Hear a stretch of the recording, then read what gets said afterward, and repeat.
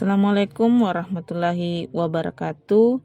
Perkenalkan, saya Fatmawati dari SMP Negeri 2 Sajuangin, Kabupaten Wajo, calon guru penggerak angkatan 8.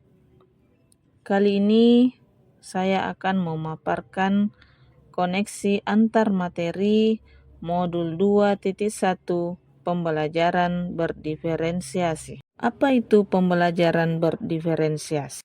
Pembelajaran berdiferensiasi adalah usaha guru dalam menyesuaikan proses pembelajaran di kelas untuk memenuhi kebutuhan belajar individu murid.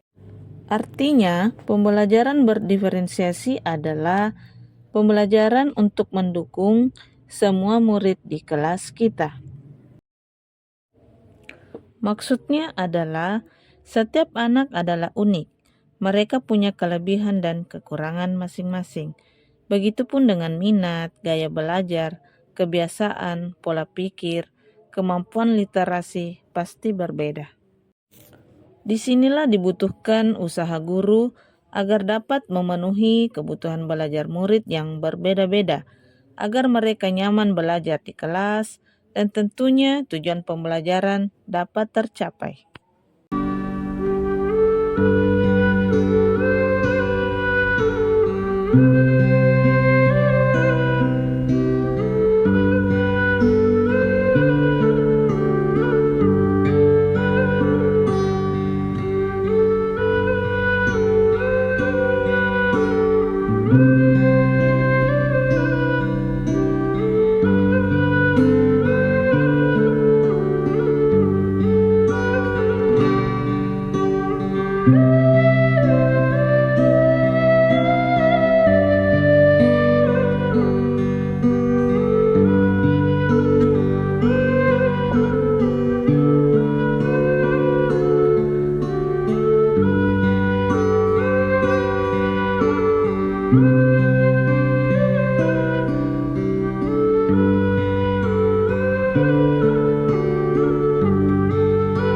Bagaimana cara melakukan pembelajaran berdiferensiasi di kelas? Agar dapat melakukan pembelajaran berdiferensiasi, guru harus memahami tujuan pembelajaran, mengetahui dan merespon kebutuhan belajar murid, menciptakan lingkungan belajar yang mengundang murid untuk belajar, melakukan manajemen kelas yang efektif, dan melakukan penilaian berkelanjutan. Berkaitan dengan kebutuhan belajar murid, guru harus memahami 3 aspek. Yang pertama adalah kesiapan belajar murid. Mengharuskan guru untuk menilai pengetahuan awal dan menentukan apa yang telah murid ketahui dan di mana murid berada.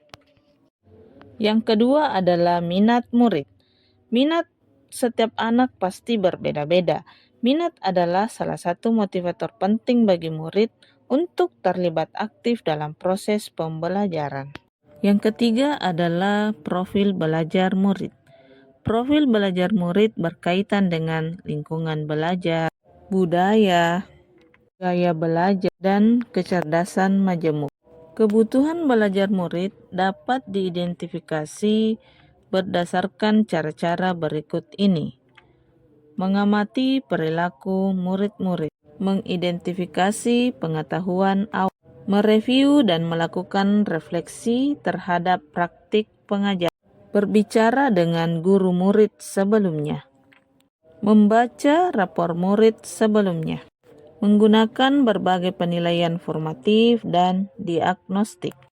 Strategi untuk mendiferensiasi pembelajaran dapat dilakukan dengan 3 cara, yaitu diferensiasi konten, diferensiasi proses, dan diferensiasi produk. Diferensiasi konten berkaitan dengan apa yang kita ajarkan seperti materi, konsep, atau keterampilan yang perlu dipelajari berdasarkan kurikulum.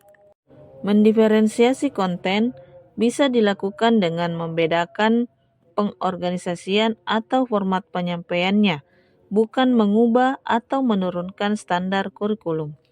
Diferensiasi proses memungkinkan murid berlatih dan memahami atau memaknai konten dengan cara membedakan proses yang harus dijalani oleh murid. Dan diferensiasi produk adalah bukti yang menunjukkan apa yang murid telah pahami dengan cara membedakan atau memodifikasi produk sebagai hasil belajar murid, hasil latihan, penerapan, dan pengembangan apa yang telah dipelajari. Lalu, adakah keterkaitan antara modul pembelajaran berdiferensiasi dengan modul-modul yang lain? Tentu saja ada. Untuk dapat melakukan pembelajaran berdiferensiasi, maka guru harus berusaha memenuhi kebutuhan belajar anak sesuai dengan kodrat alam dan kodrat zaman berdasarkan filosofi Ki Hajar Dewantara. Dalam melakukan pembelajaran berdiferensiasi, seorang guru penggerak harus berpihak pada murid, reflektif, mandiri, kolaboratif, dan inovatif untuk menciptakan pembelajaran berdiferensiasi agar dapat memenuhi kebutuhan murid. Dengan demikian, seorang guru penggerak dapat mewujudkan kepemimpinan murid dengan menuntun murid merdeka belajar.